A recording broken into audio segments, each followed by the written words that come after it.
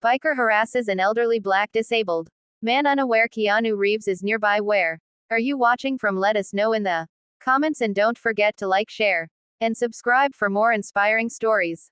It was supposed to be an ordinary day at Griffith Park in Los Angeles, but what unfolded left bystanders speechless. A burly leather-clad biker had cornered an elderly black man in a wheelchair, his booming voice laced with aggression. What no one knew though was that Hollywood icon Keanu Reeves was silently watching from a nearby bench. It all began on a crisp autumn afternoon in October 2022. James Morgan, a retired war veteran in his late 70s, had been visiting the park to enjoy the changing leaves and feed the ducks, a ritual he cherished since losing mobility years earlier. His face, lined with decades of hardship, carried a quiet dignity as he navigated his motorized wheelchair along the park scenic pathways. On the other side of the park, a group of Harley riders had gathered for their usual weekend cruise. Among them was Rick Crusher Maddox, notorious for his bad temper and brash attitude. When the group dispersed for snacks, Crusher, perhaps emboldened by the absence of his friends, decided to pick on James. "Hey old man, you lost or just looking for trouble?" Crusher sneered as he approached James, accustomed to ignoring rude remarks, kept his gaze forward, unwilling to engage. But Crusher wasn't deterred. He revved his engine, menacingly inching closer to James and throwing derogatory comments about his disability. Unbeknownst to Crusher, Keanu Reeves had been observing the scene from a short distance. Dressed in a simple black hoodie and jeans, he was nearly unrecognizable to passers-by. The actor, known for his humility and compassion, had stopped at the park for a rare moment of solitude before attending a charity gala later that evening, but his plans took a backseat the moment he saw the interaction between Crusher and James. Keanu's heart sank as he watched the biker circle James, taunting him cruelly. Memories of his own struggles with loss and heartbreak flashed through his mind. Keane was no stranger to pain. His father, Abe, and abed him as a child. He lost his best friend, River Phoenix, in the 90s, and he endured the tragic deaths of his partner and unborn child. Witnessing someone else being bullied stirred something deep within him. As Crusher leaned in closer to James, Keanu stood up, his calm demeanor masking the storm brewing within. He didn't rush in. Instead, he walked deliberately, observing the situation and formulating his approach. He noticed a small crowd gathering at a distance, their murmurs growing louder, but their feet rooted in place. James, still silent, suddenly spoke, his voice steady and resolute. "Despite the harassment I faced, worse than you, son, you don't scare me." His words struck a chord even in the hostile air, but Crusher only laughed mockingly. Keanu, now just steps away, decided it was time to act. Keanu stopped a few feet behind Crusher, his shadow stretching over the biker. He didn't raise his voice, he didn't need to. With a calm yet commanding tone, he said, "That's enough." Crusher turned around, startled. "Who the hell are you supposed to be?" he barked, his bravado faltering slightly as he took in Keanu's calm yet intense gaze. James, who had been clutching the armrests of his wheelchair, looked up at Keanu, unsure who this stranger was, but grateful someone had finally intervened. The small crowd of onlookers murmured in recognition as they began to realize who had stepped in. Keanu ignored the biker's question. His focus was on James. "Are you okay, sir?" he asked gently, crouching down to meet the elderly man's eyes. The kindness in his voice caused James' stoic facade to crack. His lips quivered, and for a moment he looked as though he might cry. "I'm fine," James said after a pause, his voice thick with emotion. "Thank you." Keanu nodded and stood, turning back to Crusher. His voice was still calm, but there was steel in it. "Now do you know who this man is?" he asked, gesturing to James. Crusher scoffed some. Who shouldn't be in my way. That's who." Keanu's jaw tightened, but he kept his composure. "This man served his country," he said firmly. "He fought for the freedom you take for granted every time you rev that engine. He survived more than you can imagine, and he's earned respect, not whatever this is." For a moment, Crusher looked uncertain, as if Keanu's words had struck a nerve, but then his bravado returned and he sneered. "Why do you care so much? You his babysitter or something?" Keanu took a step closer, his voice dropping to a near whisper that carried the weight of his emotion. "I care because I know what it's like to feel powerless. I've been there, and I won't stand by while someone like you makes it worse for anyone else." The crowd had grown larger now, their whispers turning into open admiration for Keanu's courage. A young woman stepped forward, recording the scene on her phone. "Leave him alone," she shouted, her voice Trembling but determined others chimed in, echoing her sentiment. Crusher looked around ground, realizing the tide had turned against him. His face rent as he revved his bike in frustration. Whatever he muttered before speeding off, his bravado crumbling under the weight of the crowd's disapproval. As the dust settled, Keanu turned back to James. "Do you need help getting home?" he asked. James shook his head, but his voice broke as he said, "You already helped more than you know." He reached out a hand and Keanu clasped it firmly. The two men shared a moment of unspoken understanding, a bond forged in the fire of hardship. But the story didn't end there. Keanu wasn't one to walk away when someone needed him. He asked James about his life, and as the elderly man shared stories of his service and the challenges he faced as a disabled veteran, Keanu listened intently. The actor's eyes grew misty as he heard about the discrimination James had endured, not just that day but throughout his life. Little did James know Keanu had an idea forming in his mind, one that would change James' life forever. Keanu sat on the park bench next to James, taking in every word of the elderly man's story. James spoke of his years in Vietnam, how he'd lost his best friend during an ambush, and how shrapnel from a landmine left him unable to walk. He talked about coming home to a country that didn't welcome him, the double-edged sort of being both a veteran and a black man in America in the 1970s. James' voice cracked when he shared how his wife, the love of his life, had passed away 15 years earlier. Her absence still loomed over him like a shadow. "Clara," he whispered, his eyes glistening. "She was my everything. She told me to keep fighting no matter how hard it got." He chuckled sadly, adding, "She would have liked you. Said you got a good heart." Keanu smiled faintly, his throat tight. He had heard pain like this before, lived it in his own way. He thought of Jennifer, his late partner, and their baby girl Ava, who never got to take her first breath. Grief, he realized, was a universal language, spoken differently but felt the same in every corner of the heart. "I'm sorry for your loss," Keanu said softly, his words heavy with sincerity. "And I'm sorry you had to face that biker today. People like that, they just don't understand." James shrugged, but his hands trembled. "You get used to it," he replied. "Doesn't make it right, but you learn to endure." Keanu leaned forward, his elbows resting on his knees. "You shouldn't have to know." "One should." For a moment the two men sat in silence, the only sounds the rustle of leaves and distant laughter of children playing. Then Keanu asked, "Do you come here often?" James nodded. "Every week. Feels like Clara's still with me. When I'm out here, it's the only place that feels peaceful." Keanu's heart ached at the thought of this man facing his battles alone. He knew he couldn't fix everything, but he could do something.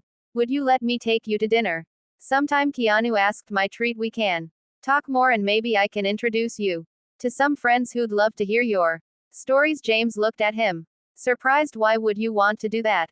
"For me, because someone should," Keanu said simply, "and because I think Clara would have liked us being friends." James chuckled, a sound that was both warm and weary. "You're a good man, Keanu. I'll take you up on that." What neither of them knew was that their meeting had already started to ripple outward. The video of Keanu standing up to the biker was spreading across social media, touching hearts all over the world.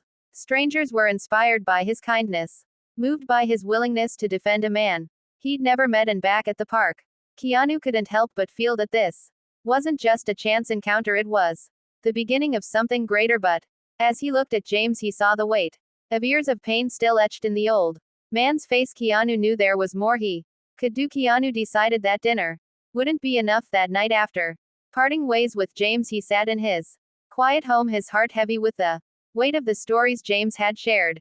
Keanu stared at the flickering candle on his dining table, memories of his own losses intertwining with James' words. He couldn't stop picturing James sitting alone in that wheelchair, his grief wrapped around him like a heavy coat. Day after day, the next morning, Keanu made a call to an old friend, Rachel Michaels, a filmmaker and advocate for veteran rights. "I met someone yesterday," he began, his voice thick with emotion, "a man who deserves the world but has been handed nothing but struggle. I want to do something for him." "Rachel, something big?" Rachel listened, her own heart breaking as Keanu recounted James's life. "I'm in," she said without hesitation. "Let's tell his story. Let's show the world who he is." But Keanu wasn't done yet. He reached out to his charitable foundation, one he had quietly funded for years, to begin laying the groundwork for a project that would honor James' sacrifices and uplift others like him. The idea was simple yet profound a community center for disabled veterans and their families, a place where they could find support, resources, and companionship. Meanwhile, James went about his routine, unaware of the storm of goodwill brewing around him. He returned to Griffith Park the following week, surprised to find Keanu waiting for him. On the same bench. You're back, James said. With a grin, Keanu nodded. Told you we'd have dinner. I don't break promises over a meal at a small family run diner. Keanu asked James to share more about Clara. The elderly man's eyes lit up as he described their life together, how they'd met at a church social in Mississippi, how Clara's laughter could brighten even the darkest days, and how she'd held his hand as they faced his injuries together. She made me feel whole even when the rest of the world didn't, James said, his voice cracking. Losing her, I don't think I've ever been this same. Keanu reached across the table, placing a hand on Jam's trembling one. You don't have to face it alone anymore, he said quietly. It wasn't long before James began to notice changes in his life. Neighbors who had once barely nodded at him were now stopping to chat, offering help with groceries, or inviting him to community events. A local news crew showed up at his door asking to feature his story, and James reluctantly agreed, though he had no idea who had orchestrated it all. But the biggest surprise came weeks later, when Keanu invited James to a gathering. It was at a sprawling building on the edge of downtown Los Angeles, still under construction. The walls were adorned with murals depicting soldiers' families and moments of hope. This is for you, Keanu said, his voice breaking. James looked at him confused. For me, Keanu smiled. For you and everyone like you, people who gave so much and never got enough in return.